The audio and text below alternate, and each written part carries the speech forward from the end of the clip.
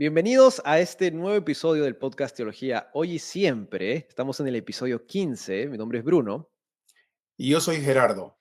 Y esta semana, bueno, estamos a distancia. Estamos aquí con algo de frío en Dallas.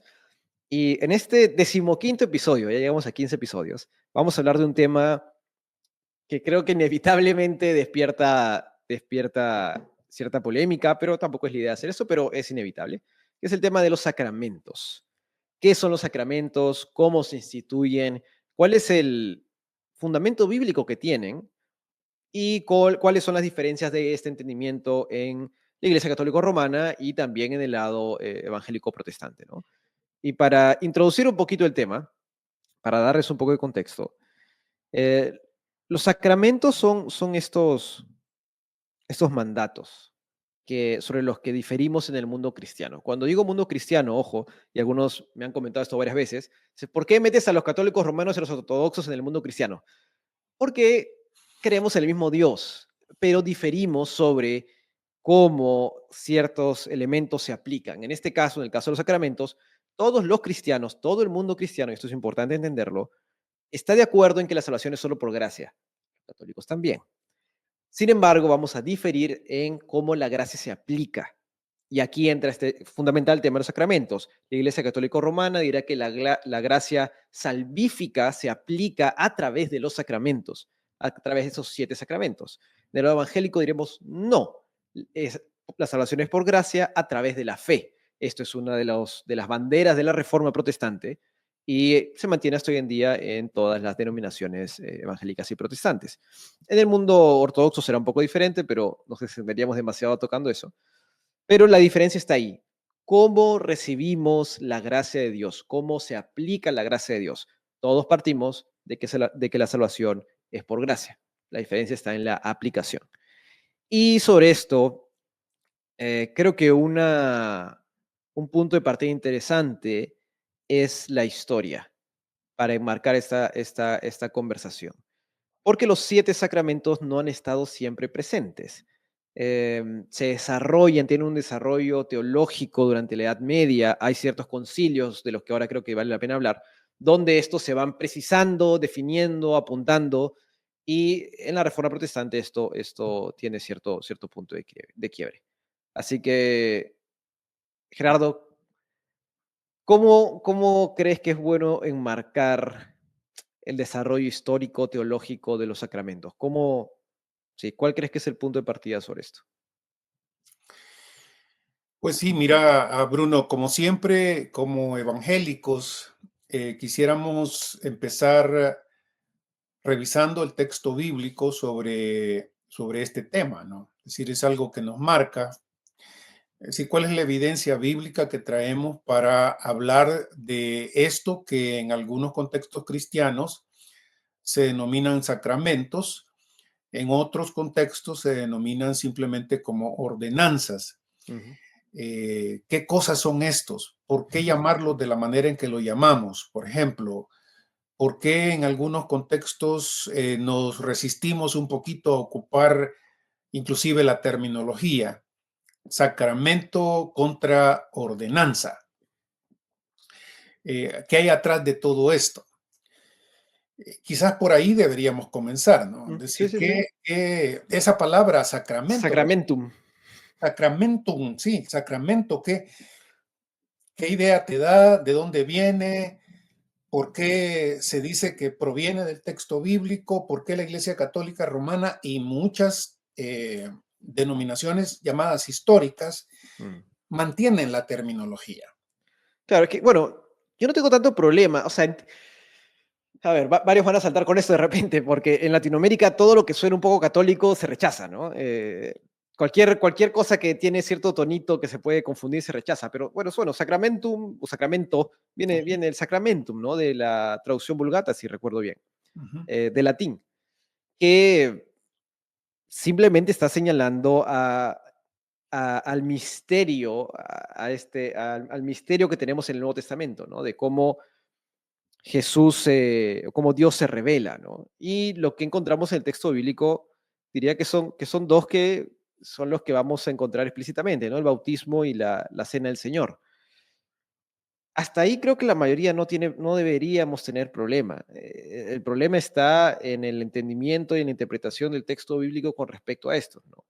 El Mm, bautismo, cómo lo entendemos, y sobre esto hay discrepancia incluso en el mundo evangélico, ¿no? Los presbiterianos con los bautistas, por ejemplo, ¿no? ujú. Vi el video que me comentaste de MacArthur versus Sproul. eh, Hay discrepancia ahí, ¿no? Igual con la cena del Señor, ¿no? Y esto es una discusión famosa durante la Reforma, incluso. Lutero tiene una postura, eh, ¿cómo se llama su aprendiz? Eh, Melanchthon, Melanchthon tiene otra, y lo- así, ¿no? Entonces, la terminología a mí no me genera ningún problema. Entiendo que a cierta gente se le dice en una iglesia evangélica, hermano, vamos a hacer el sacramento de la cena del Señor, se van a saltar para atrás, pero realmente no es tanto un problema eso, me ¿no? Más es el suena. problema de lo que significa. Mira, tienes razón en cuanto a esa aversión que muchos evangélicos tenemos con mucha de la terminología que proviene del contexto católico romano, porque en general la gran mayoría de evangélicos traemos ese trasfondo, ¿no? El trasfondo católico romano. Y en el catolicismo romano la palabra que se ocupa es esa, sacramento. Sacramento no es privativa del catolicismo romano porque los luteranos la ocupan, algunos presbiterianos la ocupan también y otras denominaciones, los episcopales, los metodistas, a veces también ocupan esa misma terminología. Es importante entonces, en primer lugar, comenzar diciendo que la palabra sacramento es una palabra latina que traduce que Jerónimo, entre otros, aunque la Vulgata antigua, hay dos tipos de Vulgata en este sentido, Bruno, me imagino que te acordarás de tu historia del texto. Hay una Vulgata antigua, versiones al latín, digamos, traducciones al latín, que se van a unificar en el trabajo que Jerónimo va a hacer en el siglo IV, siglo V, y que van a ser ya, digamos, de manera oficializadas en la Vulgata Latina de Jerónimo, que va a ser la versión oficial para la Iglesia Católica Romana durante la Edad Media y hasta la aparición del Concilio Vaticano II en este siglo. En realidad, la Vulgata Latina ha sido la versión oficial que se ha respetado, casi teniendo una especie de mística inspirada prácticamente, una traducción muy parecida en cuanto a ese espíritu que despierta en muchos católicos romanos, lo que despierta la traducción de Reina Valera en evangélico, ¿no? Esa Sí, esfera de Solo Reina Valera. misticismo, sí, de Sí. que esta es la versión inspirada. Entonces, en la Vulgata, la traducción al latín de los manuscritos griegos, tanto del Antiguo Testamento como del Nuevo, la palabra misterio, que aparece varias veces en el Nuevo Testamento, se traduce como sacramentum. Ujú, Entonces, la palabra sacramento significa misterio. ujú. Y es interesante mirar en la Vulgata precisamente los pasajes donde en el Nuevo Testamento se ocupa esa palabra y cómo se traduce. Es decir, pasajes como aquellos, Bruno, en donde el apóstol Pablo, por ejemplo, y grande es este misterio, ¿verdad? El misterio de la piedad, por ejemplo, de Timoteo, en donde Pablo habla de ese gran suceso de la encarnación y de la exaltación del Señor Jesús, misterio. O lo que aparece en Efesios capítulo 5, ¿no? Donde Mm, el apóstol Pablo habla de la relación entre Cristo y la iglesia y la y iglesia. luego termina diciendo, después de ilustrarla con la relación entre esposo y esposa, Pablo dice que este es misterio en relación con a lo que se refiere entre la relación de Cristo y la iglesia. Mm, Esa palabra misterio, entonces, es la palabra que se ocupa para traducir sacramento. mm, Lo que debe llamarnos la atención, en segundo lugar, es que mirar cuántas veces el Nuevo Testamento ocupa esa misma palabra para describir estas prácticas, como yo las llamo, y más adelantito tenemos que hablar de esto, yo le llamo unas prácticas de gracia, Mm, y voy a explicar en un momento por qué las llamo así. Em, si la palabra misterio aparece en el Nuevo Testamento aplicada al bautismo, si ujú, la palabra misterio aparece, por ejemplo, aplicada al, a la cena del Señor, por mm, ejemplo, eso sería una segunda observación que debería hacerse, porque mm. si son sacramentos, es decir, misterios, porque el Nuevo Testamento los llama de esa forma, entonces tendríamos todo el derecho y la obligación en realidad de llamarlos misterios, sacramentos, los misterios de la gracia deberíamos hablar, ¿no? Claro, sí, si queremos ser, mira, y de hecho algo interesante para los que estén pensando en lo de la Vulgata, aquí tenía una, un slide que hice alguna vez cuando me pidieron hacer una presentación del canon bíblico del Ujú, Concilio de Trento. ujú, Esta es la declaración oficial del Concilio de Trento con respecto a la Vulgata. Y vean el carácter cuasi sagrado que se le da, ¿no? Dice, por sí, tanto, si alguien no acoge como sagrados y canónicos estos libros íntegros con todas sus partes, tal como se ha acostumbrado a leerlos en la Iglesia Católica y como se hay en la antigua edición latina Vulgata, esta es la edición de Jerónimo, sí. y una plena conciencia desprecia las mencionadas tradiciones, sea anatema, sea maldito. Entonces, la palabra sacramentum viene de ahí, ¿no? Viene justamente de esta vulgata, de esta traducción.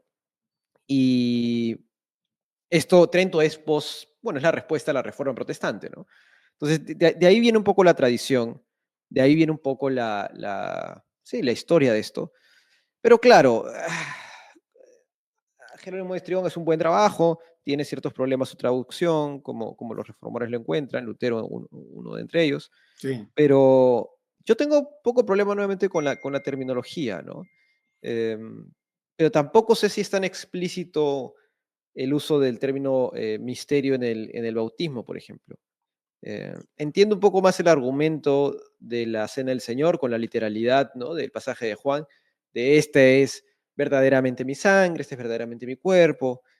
Entiendo esa literalidad y entiendo la interpretación curiosamente extremadamente literal de la Iglesia Católica Romana, que para otras cosas parece ser muy flexible, pero en este punto decidieron ser extremadamente literales, mm, pero no sé si es que haya mucho, o sea, diré como evangélico que no encuentro mucho apoyo al entendimiento de los sacramentos de la Iglesia Católica Romana.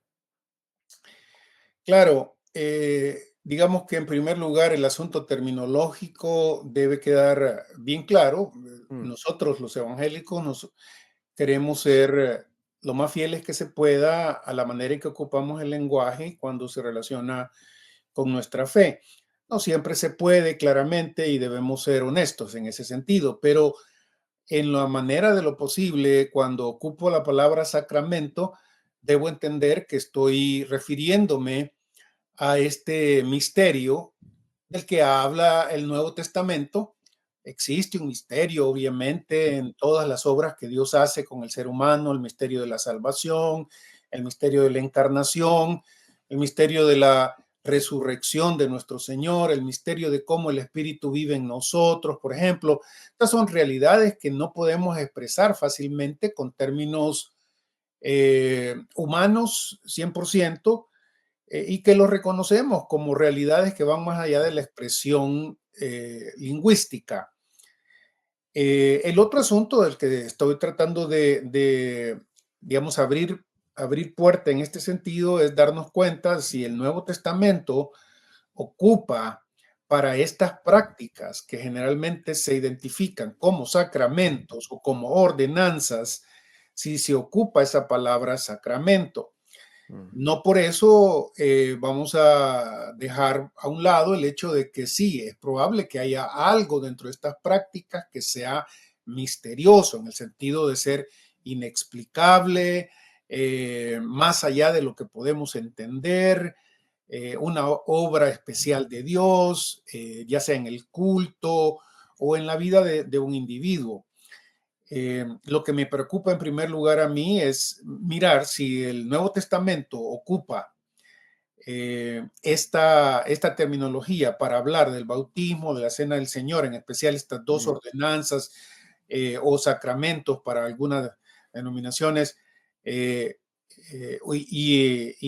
digamos, y grupos llamados cristianos también, mm. si el Nuevo Testamento ocupa esta terminología para ellos. Y ahí es donde tengo mi primera traba, ¿no? Porque Claro, aunque la palabra no lo ocupa, ¿no? misterio aparece en el Nuevo Testamento, la verdad es que no se ocupa para hablar de estos, ni del bautismo, ni de la cena del Señor. Ojo, esto es lo que estoy diciendo. No estoy Mm, diciendo con esto de que estas prácticas sean simplemente vacías o que no tengan ningún elemento divino ahí. Lo que estoy simplemente señalando es que la palabra sacramento no necesariamente está atada de manera directa a estas prácticas mm. en el Nuevo Testamento. Entonces, ¿qué palabra se ocupa en el Nuevo Testamento para hablar del bautismo, de la cena del Señor? Claro, en la Iglesia Católica Romana existen otros sacramentos, como todos sabemos, ¿no? Otras prácticas. Claro. Los 7 sacramentos de ellos son prácticas que deciden colocarle esa calificación con un entendimiento extra del que tenemos que hablar. Mm, Y quizás es donde está la mayor diferenciación entre nosotros y el catolicismo romano. A eso tenemos que volver en un momentito, pero lo primero que nos debe llamar la atención, Bruno, es que el Nuevo Testamento no ocupa esa palabra misterio para hablar del bautismo mm. o de la cena del Señor. Son mandamientos, son prácticas ordenadas por el Señor, en donde hay simbología, obviamente, hay mucha simbología, Mm, que apunta a realidades obviamente mayores que la práctica, pero que, insisto, el Nuevo Testamento no las cataloga como sacramentos. Esto debería decirse de una vez y por todas. Entonces, cuando alguien, por ejemplo, viene a quejarse de que, ¿por qué no ocupar la palabra sacramento? Bueno, parte es por esto. Es mm, decir, en primer lugar, terminológicamente el Nuevo Testamento parece un poquito más cuidadoso cuando no agrupa este tipo de prácticas bajo esta misma terminología, no la mm, ocupa. Insisto, eso no significa que el bautismo no sea una práctica vacía, sin ningún significado, que no apunte a nada más que la práctica de el sumergirse en agua o que la cena del Señor sea simplemente un momento de recordación, simplemente. Hay algo más, creo que debemos decirlo en un momento, pero mm. la palabra sacramento, como lo ha ocupado la Vulgata Latina, se ocupa en el Nuevo Testamento para hablar de otras cosas, para hablar de la unión mística entre el creyente y Cristo, por ejemplo. Eso es definitivo. Lo ocupa. Pablo en Efesios dice que es un misterio esta unión entre Jesús y su pueblo. Pablo ocupa esa palabra para hablar de la encarnación. Grande es este misterio. Pablo ocupa la palabra misterio para hablar de este secreto que Dios había guardado, eh, digamos en este sentido oculto, hasta la aparición de Jesús y de la enseñanza de sus apóstoles, cuando habla de este nuevo pueblo en el que los gentiles compartirían en el mismo nivel, en el mismo lugar, su fe con los judíos. En el Antiguo Testamento, la idea general es que sí, los gentiles van a participar de Israel, pero queda muchas veces la impresión en el Antiguo Testamento de que los gentiles van a participar de la salvación de Israel, pero siempre como en una especie de segundo lugar o algo así, no es totalmente claro. Mm, Pablo, sin embargo, en Colosenses y en Efesios habla de que con la venida del Señor Jesús y el mensaje y sus apóstoles, nos ha quedado claro el misterio que la iglesia, conformada por judíos y gentiles, está formada por individuos que están al mismo nivel, copartícipes de la herencia, y que no hay tal cosa como ciudadanos de segunda clase en este Mm. sentido, ¿no? Ciudadanos y simplemente residentes, ¿verdad? O pizza, diría vos, ¿verdad, Bruno? Claro, No, claro. No, de hecho, claro, Pablo, y ahí, bueno, está este pasaje que es famosamente mal interpretado, que dicen, ya no hay judío ni gentil, ¿no? Y que varios lo usan para decir, ya se borró absolutamente cualquier distinción o diferencia.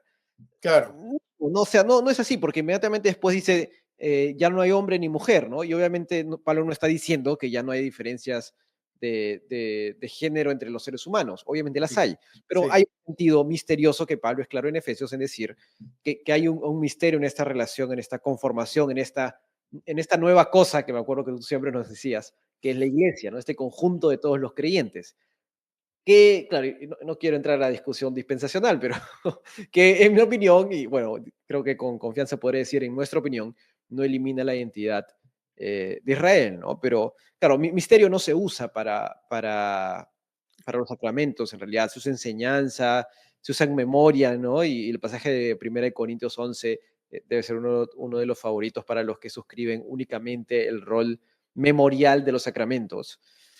Pero de que tiene un rol de memoria, tiene un rol de memoria, ¿no? Y efectivamente sí, sacramentos no se usan en el texto bíblico. claro. Yo tengo menos problema nuevamente con la terminología porque las palabras significan y tienen el valor y tienen la connotación que la historia y la sociedad le ponga. Pero sí, si alguien me pregunta, oye, ¿debería usar sacramento? Te diría, no te lo sugiero, ¿no? Pero tampoco creo que sea el fin del Claro. mundo. Pero, Y claro, la forma, Bruno, en que ocupas ciertas palabras deben estar claras, ¿no? Cuando las mm, ocupas con otras personas. Y cuando la ocupa, por ejemplo, un sacerdote de la Iglesia Católica o un pastor de la Iglesia Presbiteriana, debe ser claro en cuanto a qué quiere decir con esto y si tiene base bíblica para hacerlo. Y de ahí, pues depende de si tú decides aceptarlo o no. mm, En este sentido, creo que más allá del número de los sacramentos que autoriza o tiene como importantes o, digamos, esenciales la Iglesia Católica Romana, ¿qué entiendes por un sacramento? Es el segundo importante elemento aquí, después de la terminología. Tenemos que venir a la manera en que nosotros entendemos las prácticas de gracia, el bautismo, la cena del Señor. Algunos colocan ahí el lavamiento de pies, por ejemplo, mm, de Juan capítulo 13. Eh, claro, como todos, me imagino los que nos miran o están familiarizados con esta temática, recordarán que la Iglesia Católica tiene esta lista de 7 cosas, ujú, pero ¿qué se entiende propiamente por estos sacramentos? Al fin de cuentas, desde la perspectiva católica romana. mm, ¿Qué, qué quieren ellos decir con este tipo de, no solo terminología, sino práctica? Y como bien lo habías anticipado, los teólogos de la Iglesia Católica Romana y su curia en general apoyan esta idea de que la práctica con su símbolo y que llaman sacramento confiere ciertas virtudes a la persona que la recibe, a la persona que la experimenta, y que al hacerlo la salvación es aplicada, como decías, de una manera progresiva. Los 7 sacramentos son importantes en la Iglesia Católica Romana porque deben aplicarse a todos los creyentes, por supuesto, con excepción de uno, el sacramento el que recibe el sacerdocio, ¿no? mm. Se entiende que no todos pueden ser sacerdotes, aunque han tenido esa vocación de sacerdocio, pero a diferencia de esto, todos los demás sí son algo que debe tomarse con seriedad. Quizás el sacramento del matrimonio lo llaman también, ¿no? Mm. sería algo de explorar más a fondo, pero quizás más allá del número de sacramentos que la Iglesia Católica Romana, creo que debería quedar claro en nuestra audiencia, en aquellos que nos miran, que la Iglesia Católica entiende como prácticas que aplican la salvación y sin las cuales la salvación no llega al individuo. Claro, y ahí, por ejemplo, solo que te cortes, lo que honestamente no me he metido a explorar mucho y te quería preguntar es, o sea, entiendo históricamente en dónde parte, ¿no? Ese siglo quinto concilio de Florencia, ahí se instituyen los 7 sacramentos con esa lista, se aprueba, cosa que no había antes. Me acuerdo que en una clase con el profesor Hanna, él comentaba cómo habían cartas, y nos mostró, de hecho, algunos ejemplos, en cómo habían cartas en donde dentro del mismo convento habían dos sacerdotes que discutían no solo entre el número, sino entre la naturaleza de los sacramentos, ¿no? Y decían, uno decía que si era gracia salvífica, que confería salvación, otro decía no, santificante, ¿no? Que es toda la discusión durante la Edad Media, pero lo que no sé es exactamente cómo se llega a ese punto, cómo evoluciona, porque es un proceso evolutivo lento, cómo va evolucionando esto progresivamente, ¿no? Asumo que parte de esto viene de la teología, bueno, de la Suma Teológica de Tomás de Aquino, con esta filosofía griega, pero no sé muy bien cómo evoluciona. Mira, como varias cosas en la Iglesia Católica Antigua, y por Iglesia Católica Antigua entendemos esta iglesia que va más o menos del siglo segundo, inicios del siglo segundo, hasta mitad del siglo cuarto, más o menos, ¿no? Donde, o digamos, el siglo cuarto, pongámoslo ahí, que es la aparición de Agustín, ¿no? Ujú. Agustín. Obviamente ha habido eh, cosas que se creen de manera diferente en los varios centros de estudio cristiano. En esta iglesia católica antigua, Roma es solamente uno de los varios lugares en donde se sostienen doctrinas cristianas. Antioquía, eh, también Alejandría en África, Constantinopla, por supuesto, son varios de estos lugares en donde hay diferentes opiniones de varias cosas, ¿no? Relacionadas no solo con los sacramentos, sino con la Trinidad, con la encarnación. Hay varias posturas diferentes, algunas muy diferentes y otras pues con cierta familiaridad entre ellas. Esto se va a ir unificando por razones de carácter histórico, la caída de Constantinopla, por ejemplo, más adelante, el hecho de que Jerusalén, por supuesto, ya no cuenta dentro de las posiciones cristianas propiamente, lugares de reunión cristiana propiamente, ¿verdad? De fuerza cristiana, como lo es en el primer siglo. Roma se va quedando prácticamente sola, ya cuando Constantinopla cae, Roma se convierte en el lugar de unificación. Y esto, creo yo, Bruno, debe señalarse porque, como he dicho, no solo se trata de los sacramentos, aquí también doctrinas tan importantes como la de la predestinación se miran afectadas por el pensamiento de Agustín de Hipona. Agustín es un excelente teólogo, un fabuloso teólogo, gigantesco hombre del Señor, diría yo, útil en muchos sentidos, valiosísimo en muchos sentidos, del que podemos aprender un montón de cosas, pero de la misma forma afecta ciertas maneras de interpretar la iglesia en un sinnúmero de factores. Y uno de esos factores es esto de los sacramentos, ¿no? No es el único, ya alrededor de Agustín y otros, el caso de Orígenes, por ejemplo, en Alejandría, es importante, su manera de interpretar la escritura ocupando la filosofía griega son importantes. Esto debe repetirse, debe decirse, por ejemplo, estas dos escuelas gigantes de la catolicidad antigua de los primeros 4 o 5 siglos se disputaba entre Antioquía de Palestina y Alejandría del norte de África.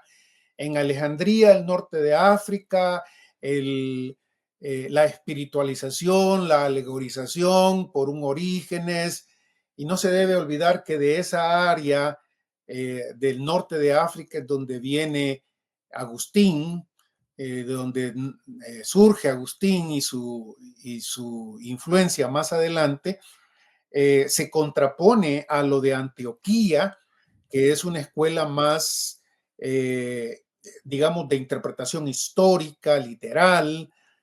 Tristemente también se le asocia a Antioquía con Nestorio, que fue condenado. Entonces, esa condenación de Antioquía y de Nestorio va a colaborar para que cualquier cosa que surja de Roma favorezca este otro acercamiento a la teología que tiene mucho que ver con Orígenes y con Agustín, ¿no? Y en esta interpretación, el elemento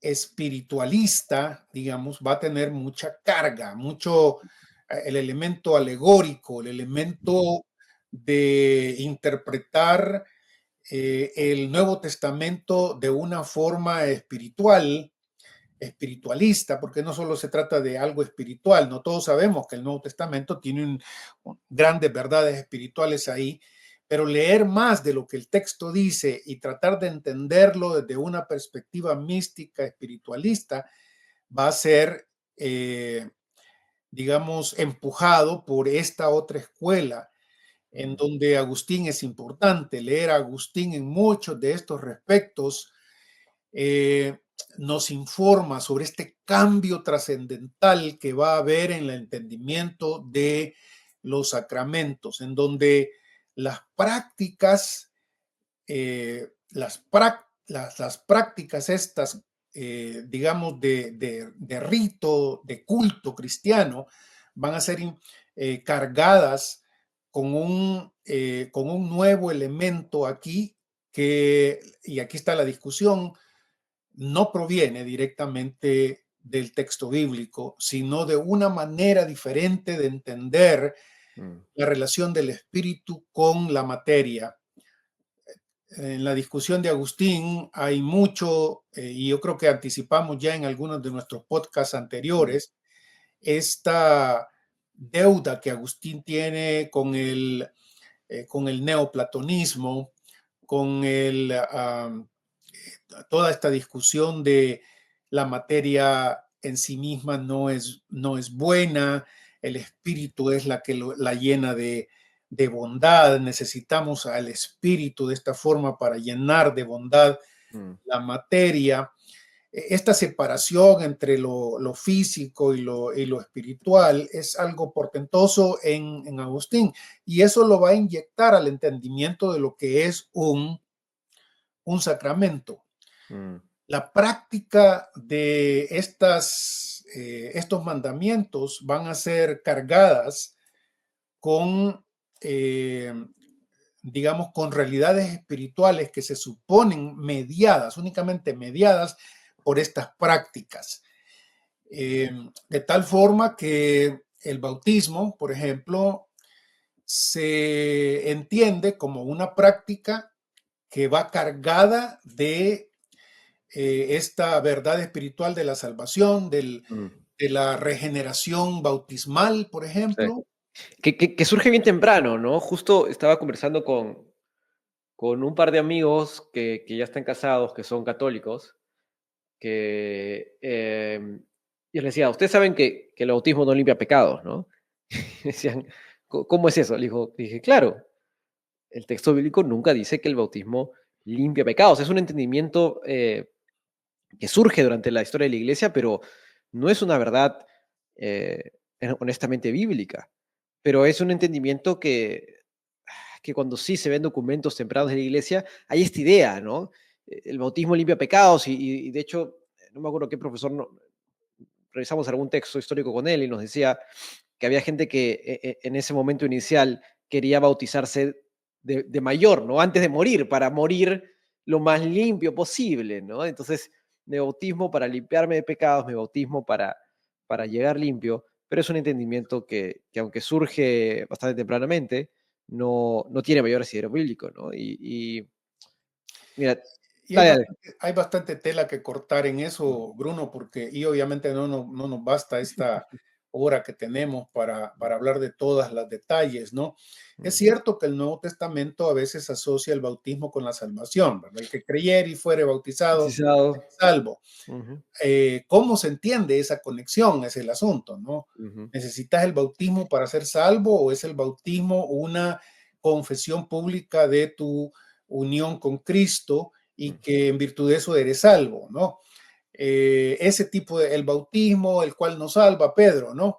ujú, El cual es un símbolo, hablando de este pasaje de Noé, en el Antiguo Testamento, el bautismo, el cual es un símbolo de, digo, el agua, el cual es un símbolo del bautismo. Esta manera de interpretar, y esto quiero que ojalá quedara claro, por lo menos para empezar una discusión que debe llevarnos muchos más podcasts, que el contexto en donde estás, la filosofía que ocupas, eh, te hace interpretar el texto bíblico muchas veces de cierta forma y que para ti hace total sentido. Cuando cambias tu filosofía del momento, en el caso de Agustín de Hipona, la filosofía neoplatonista era la que reinaba con esta diferenciación entre la materia y el espíritu, con esta cuestión, la superioridad del espíritu siempre sobre ujú. la materia de manera absoluta, lo, digamos, inferior de lo físico propiamente. Cuando esa filosofía se lee en el Nuevo Testamento, es fácil concluir que evidentemente el bautismo salva, Claro, ¿verdad? claro. Pero Entonces, igual a mí me cuesta entender, bueno, se lo dice MacArthur a Sproul, ¿no? Le dice, muéstrame un pasaje donde se bautice a una persona que no ha creído antes. Muéstrame un pasaje que diga eso. Y le dice, si me vas a mostrar este de la casa y los niños, eso no es explícito, estás haciendo una inferencia teológica ahí. Y Sproul admite y dice, bueno, porque MacArthur es bien duro, le dice, no, o sea, debido a que somos evangélicos, no puedes usar argumentos históricos porque pueden ser fallidos, ni puedes usar le dice, no me acuerdo cuál otro más, dice, pero no históricos y no me acuerdo qué más, le dice como que estos dos no son sólidos, tienes que ir a la escritura.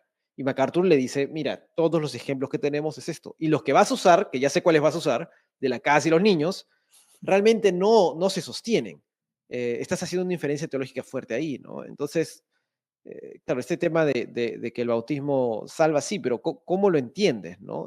Es siempre el bautismo para creyentes, es siempre eso, ¿no? Yo no encuentro argumento bíblico que pueda sostenerse de forma contraria. La única forma es, obviamente, lo que termina siendo Sproul y lo que también, bueno, Sproul es presbiteriano, y lo que hacen varios es esta idea de que la iglesia es la familia de Dios, que lo es, el texto bíblico lo dice, pero que es el reemplazo de Israel, ¿no? Y así como el bautismo es la imagen, el bautismo es la imagen de la circuncisión, y eso es lo que hace sentido, pero es una inferencia teológica, diré yo, que yo no puedo aceptar, ¿no? Me parece jalar demasiado el sentido del texto bíblico, pero entiendo de dónde viene. Eh, claro. No, sí. y hay un montón de cosas que damos por sentadas en ese sentido, que es lo más importante aquí es para todos nosotros en este particular sentido, Bruno, es Mm, que debemos estar conscientes de la necesidad que tenemos de estudiar el texto bíblico en el contexto del primer siglo. Y esto se mm. dice fácil, pero no es tan fácil. Claro, Necesitamos estar alimentados por cómo las audiencias del primer siglo entendían los pasajes y los escritos del primer siglo, sin anteponerles lecturas dentro de 2, 3 siglos después, ¿no? Esto se claro, aplica para judíos y cristianos también, y para católicos romanos y también creyentes del siglo XXI como nosotros. Estamos seguros que el Señor Jesús, por ejemplo, manejaba esta idea de que si te, si te quieres salvar, debes recibir este pan que es en realidad una forma de apropiar mi cuerpo de manera física y de Claro, manera concreta. claro, esencial, ¿no? Es mi Sí. esencia. O en el contexto del Señor Jesús, esto se entendía de otra forma. Este es un reto para todos los estudiosos del texto bíblico, Mm, porque, claro, si voy a leer a Agustín y algunos de sus teólogos de su entonces, ellos me van a decir que sí, que esto es lo que pensaba el Señor Jesús. Y entonces uno se queda con la idea de, ok, voy a seguir a Agustín en esto y veo la lógica y veo cómo va ocupando Agustín y otros de su tiempo esta exégesis, acomodando los pasajes bíblicos a esta mentalidad. El pasaje, por ejemplo, de Juan capítulo 6 ujú, se ocupa mucho para hablar de la cena del Señor, ¿no? De la ujú, Eucaristía, ujú. en donde yo debo comer el cuerpo del Señor, debo beber la sangre del Señor. Eso es en este sentido. Juan capítulo 6, en el contexto de Agustín y este mundo neoplatónico, encaja perfectamente. Miren, sí, el Señor Jesús está diciendo aquí que necesito comer la cena del Señor porque es a través de comer la cena del Señor que yo recibo la salvación. Ujú, ujú. Sí, Entonces, la pregunta nuestra en este contexto debería ser si realmente eso quiso decir el Señor en Juan capítulo 6, donde Juan nos está contando esto a finales del siglo primero. Y si en el contexto de la escritura, en ese mismo pasaje, hay evidencias de que el Señor Jesús estaba entendiéndolo de otra forma. claro. O sea, ¿Verdad? quéjale, mira, este es el comentario de Agustín de Hipona, Juan, de capítulo 6, justamente. Ujú, Claro, y cuando uno lee esto, hace sentido, ¿no? Porque estamos hablando de la filosofía neoplatónica de Agustín de Hipona. Él dice, comerlo es restablecerse, pero te restableces de tal forma que no merma lo que te restablece. Y beberlo, que es sino vivir, come la vida y bebe la vida, tendrás vida y la vida plena. Mas esto habrá entonces, es decir, el cuerpo y la sangre de Cristo será vida para cada uno, si lo que se toma visiblemente en este sacramento lo come espiritualmente. Hay esta distinción entre lo físico, visible, lo espiritual. Esto es filosofía neoplatónica.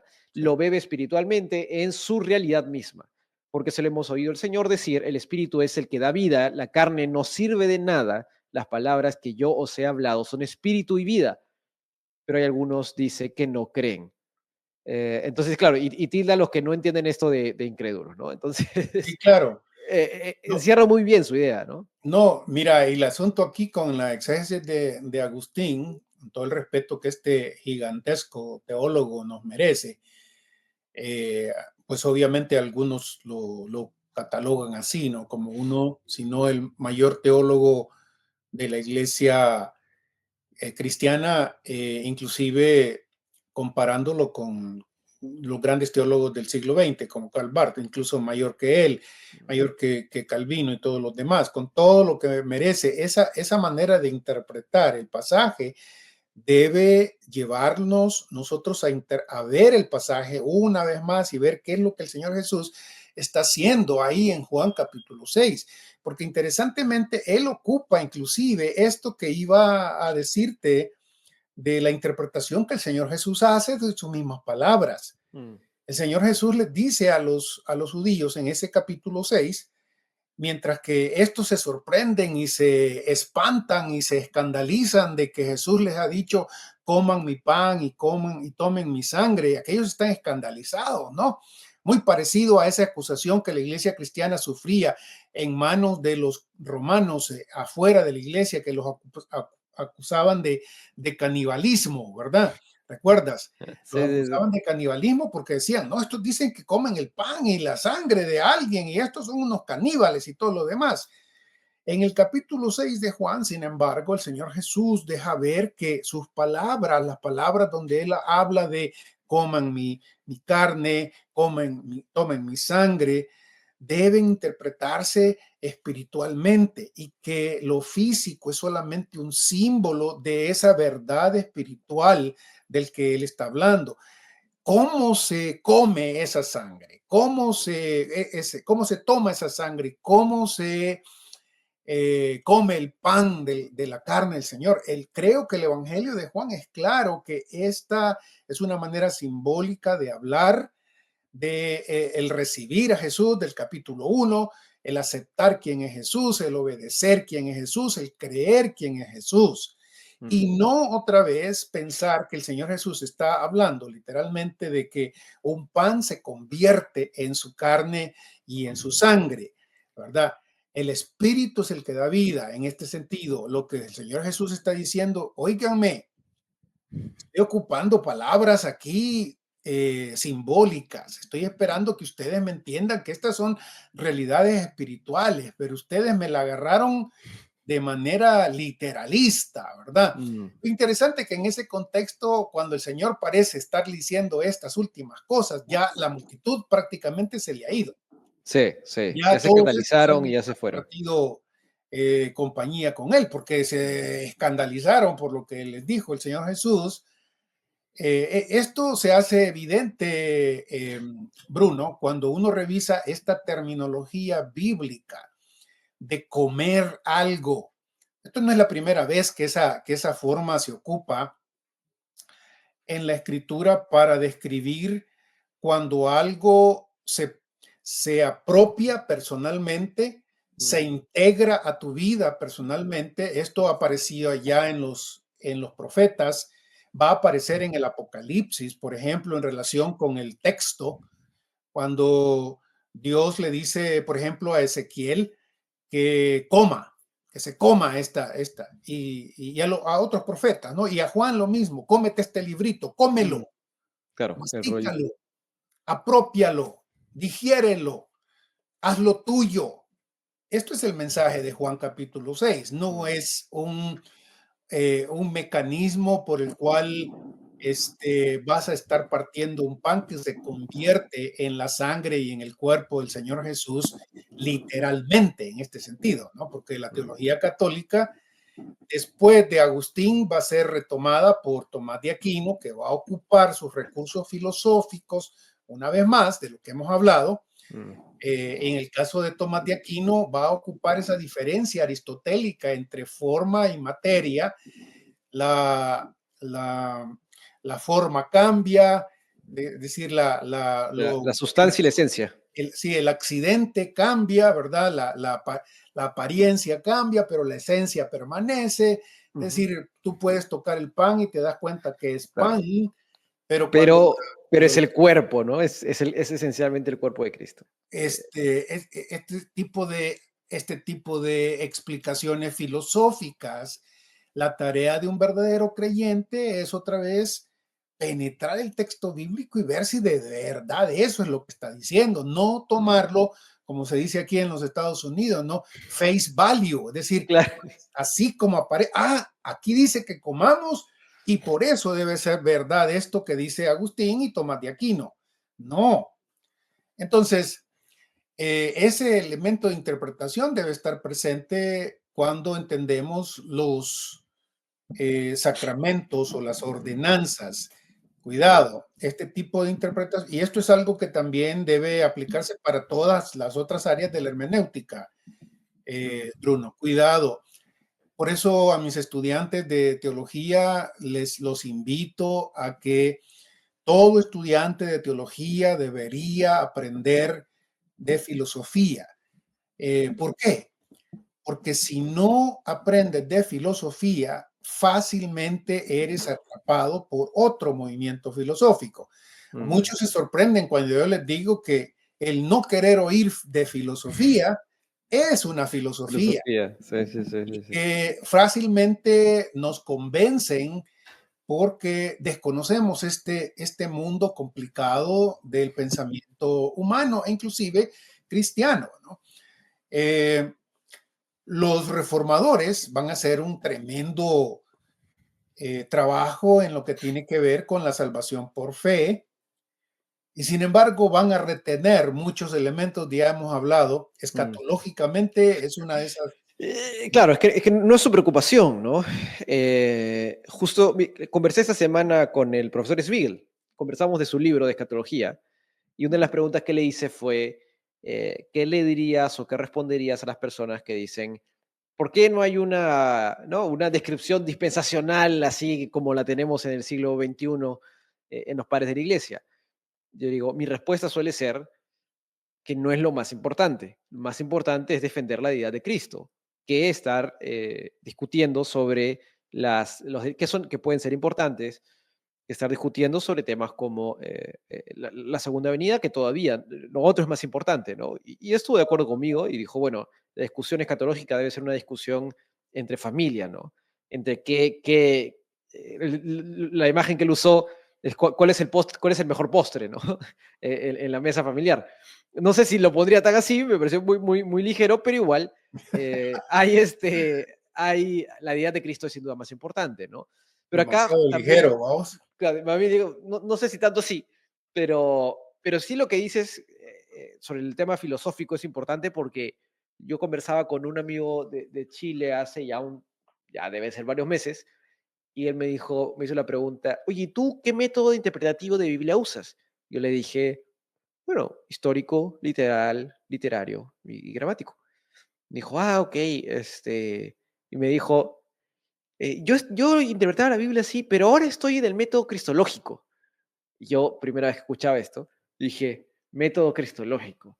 Le dije, y pensaba, cada vez que se le intenta poner el nombre de Cristo a algún método es para que suene bonito, porque nadie quiere decir el método cristológico está mal, porque suena que estás rechazando a Cristo.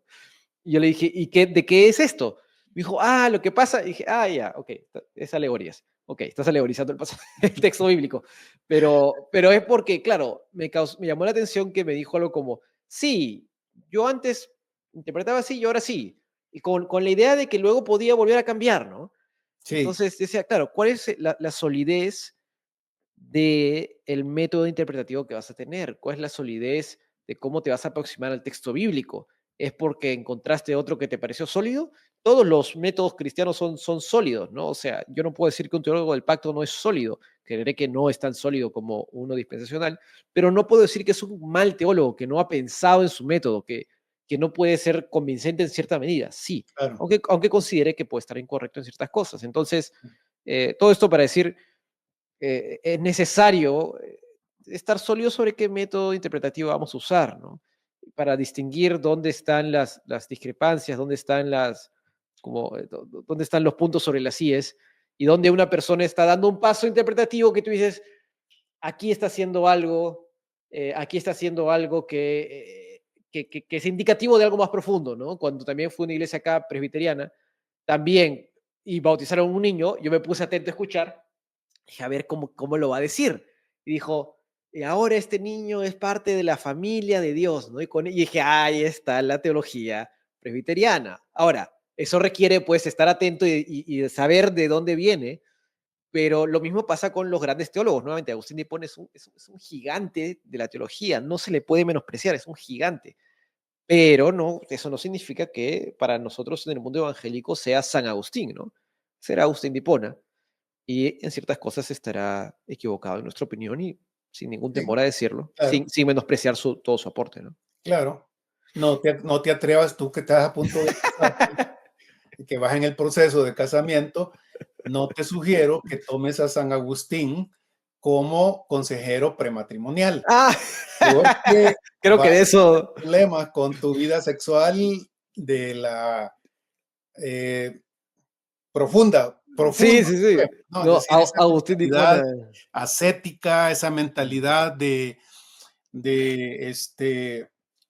o la de Orígenes, para ir todavía peor, ¿verdad? Que cuando tengas deseos de estar con tu esposa, mejor anda a tirarte en un zarzal, un espinero, ¿no? Para calmar tus pasiones bajas.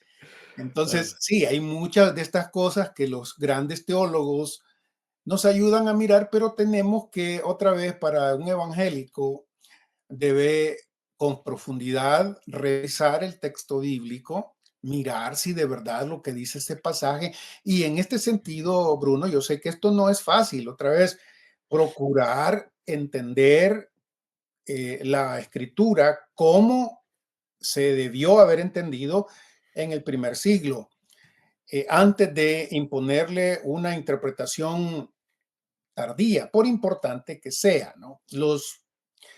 Los reformadores quisieron hacer eso y su repetición es volver a la fuente, volver a la escritura, volver ese lema de los reformadores fue importante, aun cuando ya en la práctica dejaron algunos, digamos, luces, digamos, dejaron líneas sueltas, ¿no? Dejaron líneas sueltas en muchos respectos. A nivel soteriológico, que era parte de lo que a ellos les interesaba, por ejemplo, no lograron totalmente independizarse de esta mentalidad sacramental, Mm, en donde la salvación es por gracia a través de la fe, pero se aplica a través de ciertos sacramentos. Claro, ellos van a hacer esta diferencia de la que hemos hablado varias veces, en la que la salvación es por fe solamente, algo que la Iglesia Católica Romana en el Concilio de Trento condena. mm, Cualquiera que diga que la salvación es por fe solamente, sea anatema. Eh, pero los reformadores, aún afirmando esto, van a quedar con esta mentalidad sacramental, diciendo que el bautismo es necesario para proveer gracia santificante, lo mm, que decíamos hace un rato. Ya no es gracia salvífica, ahora es gracia santificante, que produce algo en ti, al fin de mm, cuentas, que te da de Dios algo que antes de la práctica no tenías. claro. Esto es algo importante de Mm, decirlo. Y muchos evangélicos, bautistas, anabautistas, iglesias, lo que se conoce a finales del siglo XIX como misiones de fe, mm, no, no compran ese discurso mm, de sacramental, ¿no? Los sacramentos, mejor llamados ordenanzas, no te dan nada para tu salvación en la misma forma en que ellos lo están poniendo, como si algo fuera progresivo. La Iglesia Católica Romana, por eso es que es necesario que tomes los santos óleos, porque si no te dan los santos óleos, que son un sacramento, ¿verdad? Estás frito, claro. estás Igual con la frito. Eucaristía, ¿no? Yo hice un video, porque me acuerdo, para un trabajo de un curso acá de Global Theology, teníamos que ir a una iglesia cristiana, pero de otra, no denominación, sino de otra rama. Entonces dije, Sí, bueno, yo estaba en Perú, voy a una iglesia católico romana que ahí tiras una piedra y hay 20, ¿no? Y fui. Y hice un video solo para miembros, porque dije, esto es, me iban a caer con piedra, y me fui, ¿no? Y fui observando, y llegó la hora, pues, de la Eucaristía, ¿no? Y yo dije, eh, claro, me pareció impresionante que la homilética, como ellos le llaman, la predicación fue cortísima, habrán sido 15 minutos máximo. la homilía, sí. La homilía, ¿no? Es 15 minutos máximo. Y luego era más tiempo en los procedimientos y la cena del Señor, ¿no? Y varios católicos se hicieron miembros del canal solo para ver el video y me dijeron, es que tú no entiendes el propósito de la misa y la importancia de la Eucaristía, de justamente recibir el cuerpo de Cristo. Eso es fundamental para tu salvación, es fundamental para tu vida, ¿no? Y me decían, yo cuando voy a la misa y recibo la Eucaristía, yo siento algo diferente. Obviamente, claro, si tú crees y suscribes ese pensamiento, no me causa sorpresa de que te sientas diferente, ¿no? Si yo creo que algo me va a hacer bien, lo hago, me voy a sentir bien después. Eso es psicología básica, pero ellos le adjudicaban este sentido misterioso, este sentido de que, claro, el cuerpo, están recibiendo el cuerpo de Cristo y esto es clave para su vida cristiana. Y me decía, claro, tú no entiendes eso, ¿no? Y yo decía, bueno, no, sí comprendo lo que vas. Creo que está equivocado, pero sí lo comprendo. Pero ahí está, ¿no? Ese Claro, y sentido. una vez más, la tarea nuestra es, si puedes sacar algún tipo de base escritural para eso, dialoguémosla. Mm, Y ahí está el problema, que la mayoría de las citas bíblicas, y los católicos informados lo saben, porque para el católico que la Biblia no diga ciertas cosas, el católico claro, no es un informado, me estoy problema. Sí. refiriendo, eso para ellos no es ningún problema. Ah, la Biblia no dice esto, ah, pero no es ningún problema, porque nosotros tenemos a nuestra tradición viva que Ujú, es tan fuente de revelación como la escritura. Y si ujú. la tradición lo dice, entonces la creemos. Nuestra Claro. diferencia como evangélicos es momentito. Es decir, ¿verdad? La tradición es una gran ayuda para la interpretación del texto bíblico, es el gran comentario Mm, de la escritura que nos ayuda a mirar cosas que a veces por nuestra individualidad y nuestra contextualidad a veces simplemente no miramos, y leyendo a hermanos de otros tiempos y de otros contextos a veces alcanzamos a ver cosas que no hemos visto en el texto bíblico, pero esa funcionalidad interpretativa de la tradición no es una funcionalidad de revelación. Si la tradición dice una cosa y la escritura no dice nada al respecto, yo voy a querer siempre quedarme mm, con la escritura y lo que es más importante, y que otra vez repiten los reformadores, ¿no? Si la escritura no lo pide, no debe no puede ser hacerse bien, ¿no? parte de lo necesario para mi salvación, ¿no? Mm, Este, y claro, en este sentido, entonces uno debe, para ir avanzando en, la discusión, estamos mm, concentrándonos en el bautismo y en la cena del Señor, mm. porque en realidad son quizás las Son las únicas dos bíblicas, ¿no?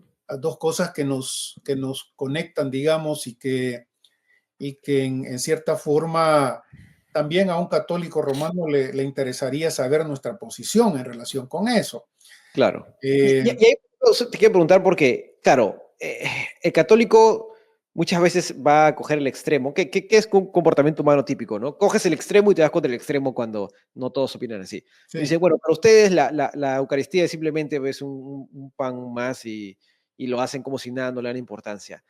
Eso tampoco es tan así, ¿no? No debería ser tan así. Es cierto que creo que hay cierto vicio en el sentido de cierta tergiversación, ¿no? Que no de forma peyorativa, ¿no? De forma accidental.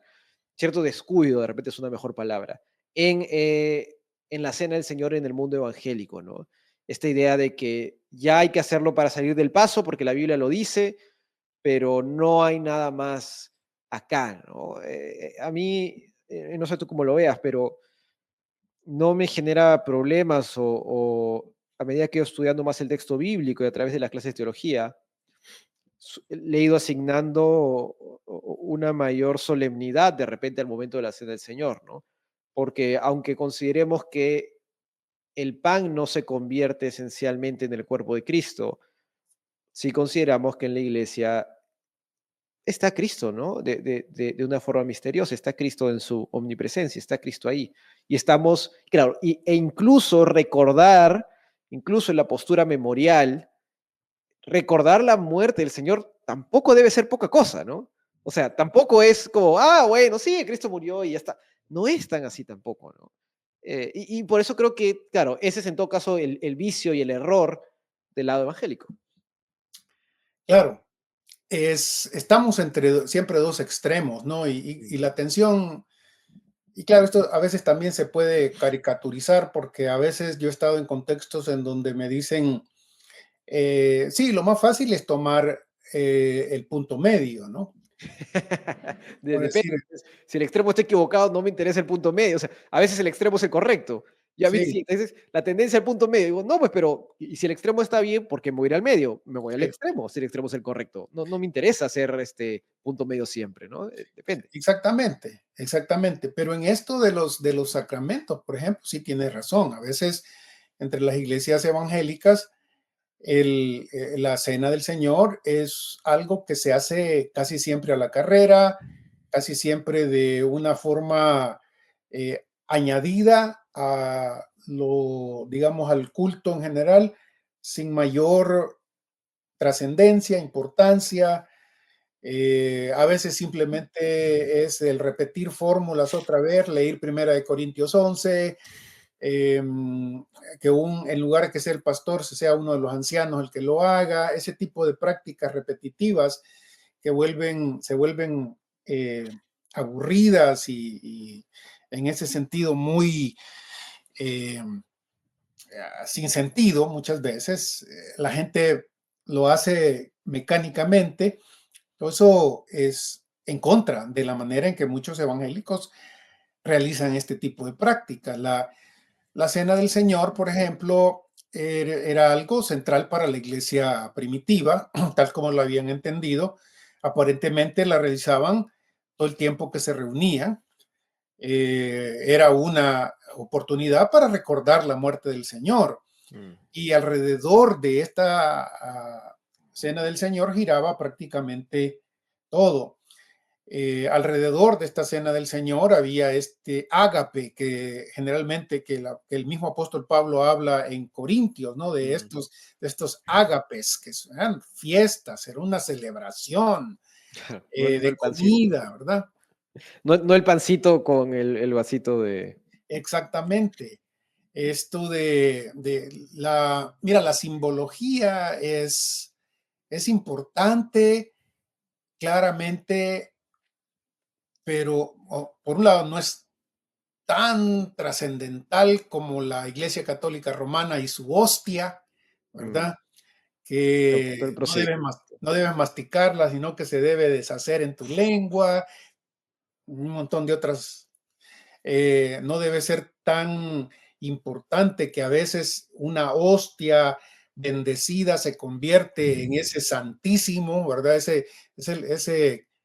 Ese lugar material en donde la presencia de Dios está ahí de manera, Mm. pero al otro lado tampoco, es decir, ese pan de caja, decimos en El Salvador, partido en cuadritos, que cada uno recibe un pedacito y copitas y por eso tenía una copita de estas en, Sí, sí, sí. en, en el templo.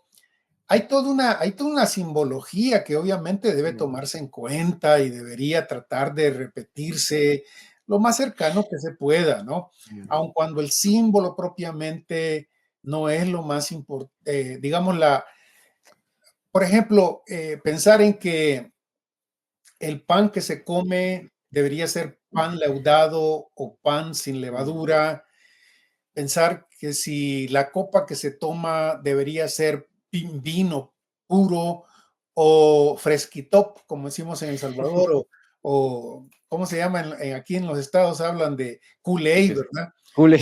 Kool-Aid.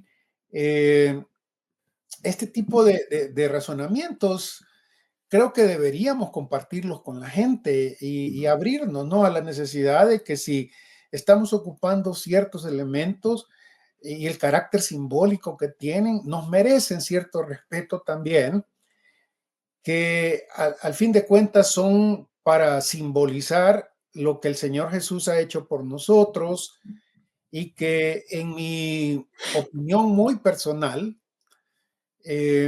yo diría que, por ejemplo, si tuviera que preferir entre pan de caja, ese pan de sándwich, que a Ujú. veces y pedacitos de tortilla, yo creo que tortilla estaría más cerca de lo que el Señor Jesús hizo que los pedacitos de pan, de sándwich. ¿Me explico? Sí, sí, Entonces, sí, claro, claro. Estaría más cerca. eh, y claro, siempre se dan ese tipo de extremos, como en algunas em, iglesias bautistas también, en la que, aunque se sabe que el pan debe ser especial y se hace todo énfasis, Bruno, para que el pan, por ejemplo, sea un pan sin levadura, Levadura. Ujú. eh, la bebida termina siendo, como acabo de decir, ¿no? Claro. Un Kool-Aid, entonces, por un lado se hace mucho énfasis en el pan, pero por el otro no, Mm. el vino. Me explico en lo que estoy Sí, sí, diciendo. sí. Entonces, Sí, sí, sí. lees a teólogos un poquito más informados y le preguntas a Erickson, por ejemplo, el que has leído seguramente, Mm. lee la sección de Erickson y te darás cuenta que él es consciente de esto que te estoy diciendo, trata, creo yo, de justificar algunas de estas prácticas. Mm. Obviamente el vino es una bebida alcohólica con cierto porcentaje de alcohol, Mm. que entre los bautistas del sur en especial es un problema, ¿no? Claro. Entonces, no, tiene que ser completamente algo que no tenga alcohol y todo tipo de teorías Mm. sobre que lo que Jesús dio fue realmente vino dulce, completamente, sin fermentar y ese tipo de cosas, lo cual es problemático, ¿no? Ya sabemos. Insostenible, diría yo, ¿no? O sea, Sí, de que entonces, no se puede. honestamente, ningún historiador serio te daría Mm. la razón en ese sentido. No, se trataba de un vino normal, Claro.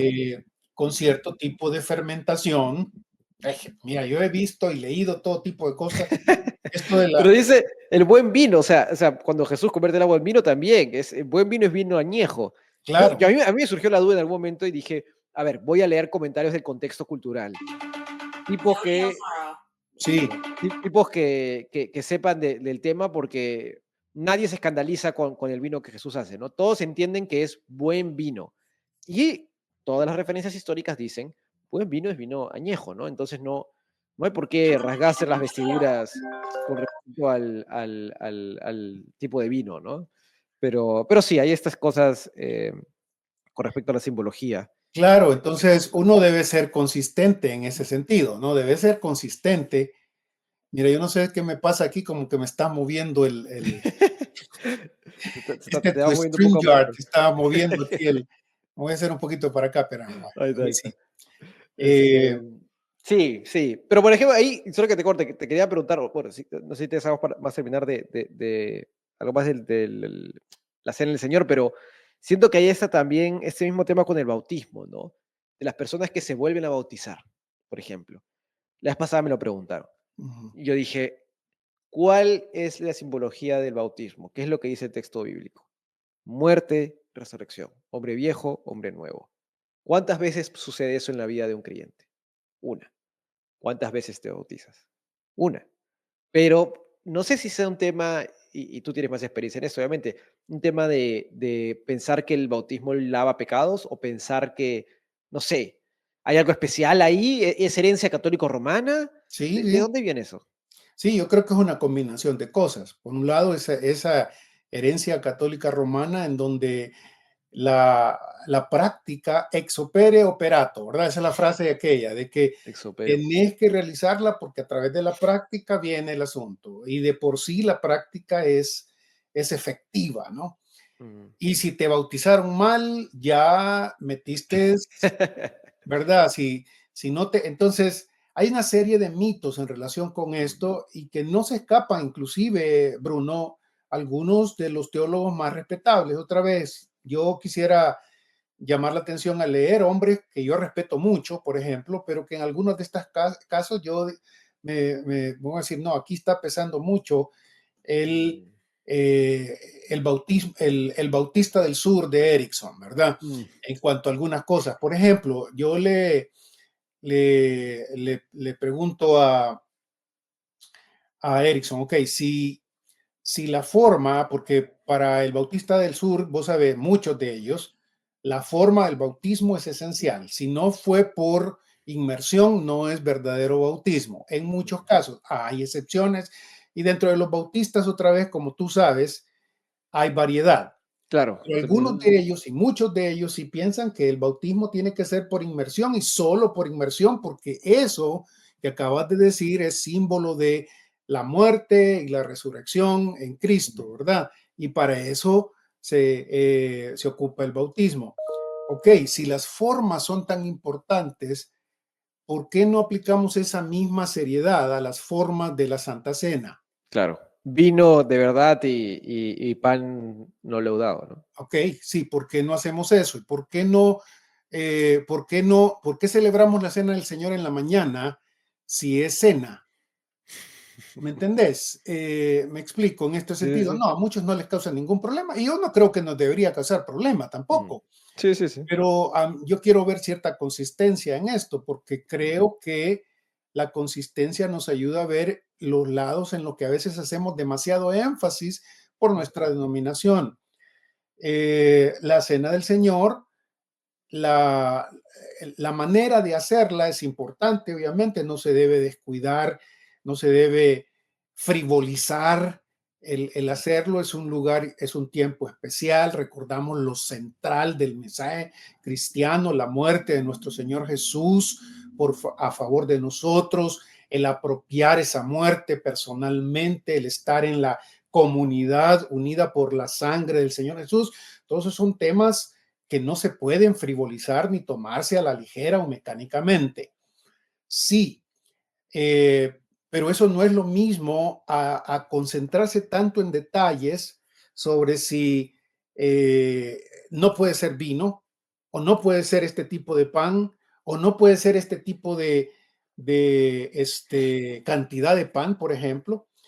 O lo mismo puede ser en el bautismo. La manera del bautismo es secundaria para mí. Lo que importa es lo que el bautismo representa. Y ya en el tiempo del Señor Jesús, el bautismo, si los historiadores están en lo correcto, la práctica más común era la inmersión, y eso no hay para dónde. La inmersión era la práctica más común de practicar el bautismo. Pero, ¿qué se significaba con esa práctica? Otra vez, ¿qué quería decirse con esa práctica? Por supuesto, hay bautismo en el tiempo de Juan el Bautista y hay bautismo para los mismos fariseos y para los de la comunidad de Qumran.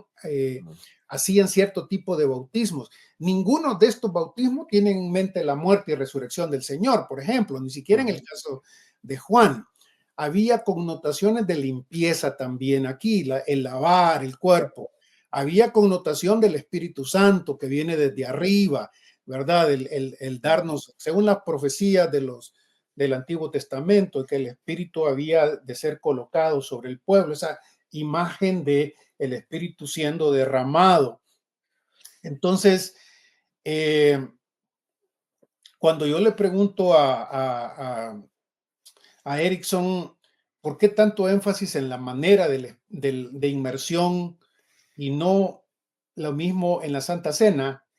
Me va a decir, es que, y esto es lo que él dice, te invito a que lo revises, es que cuando se bautiza a la persona de esta manera es un testimonio del Evangelio. Otra vez el bautismo es, es una como manera pictórica de predicar el Evangelio, muerto con Cristo, resucitado con Él en gloria. Perfecto. Yo digo, sí, es un símbolo de eso. Pero ¿y la Santa Cena? Pero ¿y la cena? ¿No dice Pablo acaso que esto es también la muerte del Señor anunciáis hasta que Él venga? También es una proclamación del Evangelio, la Santa Cena. Claro. Entonces, o todos hijos o todos centenados, le digo yo. Es decir, si vamos a hacer tanto énfasis en esto con el bautismo, Claro. vamos a hacerlo también con la cena. Porque al fin de cuentas, Bruno, y quizás con esto vamos llegando Sí, sí. a la, A la introducción. la introducción, es que lo que más nos debería interesar en la práctica de los sacramentos o de las ordenanzas, como creo yo deberían ser más llamadas, porque lo que más debería interesarnos es lo que simbolizan propiamente. El bautismo simboliza mi unión total, mi identificación total con Cristo. Esto es lo que significa el bautismo. Con Él en las buenas y en las malas, con Él en la muerte, con Él en su resurrección, con Él en la vida, estoy con Él unido. La muerte, la Santa Cena representa mi apropiación personal y mi identificación grupal con todos aquellos que hacen lo mismo que yo hasta que Él venga. Ese simbolismo apunta a lo esencial de la práctica, de estas prácticas de gracia, que cuando lo hago, y aquí algo importante, que cuando yo lo hago, que cuando practicamos el bautismo, que cuando practicamos la cena del Señor, existe un espíritu diferente, existe, por llamarlo de alguna forma, ¿no? Existe un ambiente diferente, existe la satisfacción de la obediencia, la proclamación del Evangelio y la presencia de Dios y de Jesús apoyando y respaldando lo que estamos haciendo. A esa dimensión yo le llamo gracia. Considero las prácticas del bautismo, de la cena del Señor en especial, como prácticas de gracia, no porque ellas nos proporcionen individualmente más santidad y mucho menos más salvación, no, para nada, pero cuando se practican en reverencia, en el verdadero espíritu de lo que significan, esa promesa de Jesús de estar con nosotros, de apoyarnos, de estar, digamos, ahí atrás de lo que estamos haciendo de una manera especial, sí puede reconocerse y sí debe reconocerse. como algo especial. En ese sentido, entonces sí son una práctica de gracia, que no es simplemente algo mecánico que se repite sin sentido. Creo que estudiando más a fondo el texto del Nuevo Testamento, su contexto histórico, su contexto judío, Mm. creo que estamos más cerca del espíritu del Nuevo Testamento aquí que en la imposición de esta idea sacramental, misteriosa, por la que Dios me da más santidad o me da más salvación, algo que otra vez va en contra, al fin de cuentas, de que la salvación es por fe o por gracia a través de la fe únicamente. Mientras que a la Iglesia Católica no le causa mayor problema porque en su entendimiento los sacramentos es algo que involucra a la Iglesia también Mm. como mediadora de la Claro. gracia de Dios, algo que los creyentes evangélicos no sostenemos, no creemos, porque no encontramos base de eso en el Nuevo Testamento. Los creyentes que solo toman estas prácticas como una práctica repetitiva, mecánica, simplista, sin mayor Mm. importancia, creo que también están en un error. Mm. Prácticas de gracia, así las llamo yo, y así si alguna vez debo escribir una, un tratado de teología sistemática, deberían estar Bueno, con, cuando llegues a tu capítulo de eclesiología lo vas a tener que hacer, ¿no? sí, de aquí al año 3000, cuando el Señor ya haya venido y estemos en medio milenio, o sea, ahí tal Ahí, vez. ahí sale publicado. eh, No, pero sí, o sea, y creo que si algo que recordar es uno de los pasajes que son mis pasajes favoritos, es el de Gálatas 2:20, ¿no? Con Cristo estoy juntamente crucificado, y ya no vivo yo, mas Cristo vive en mí, y lo que ahora vivo en la carne lo vivo en la fe del Hijo de Dios. Si hay algo que recordar es eso, ¿no? Y tener eso presente. sí, y luego, pues repetir, digamos, para terminar o para cerrar, Bruno, el hecho de por qué no estamos de acuerdo con tanto con la Iglesia Católica Romana como con eh, algunas denominaciones de cristianismo histórico, digamos, y que ahí están algunos luteranos, algunos presbiterianos, es precisamente esa mentalidad sacramental que cuesta mirarla en el Nuevo Testamento Mm. propiamente. Creo que es más realista, más responsable, eh, entenderla en el contexto en donde aparece y no a través o filtrada a través de una mentalidad neoplatónica de los siglos tercero, cuarto y quinto. Mm. Sí, sí, sí, creo que es Bueno, eso. Sí, hasta ahí con esta introducción de los sacramentos. Así que sí, bueno, gracias a todos por vernos, por escucharnos. Como siempre, eso está en YouTube y en Spotify.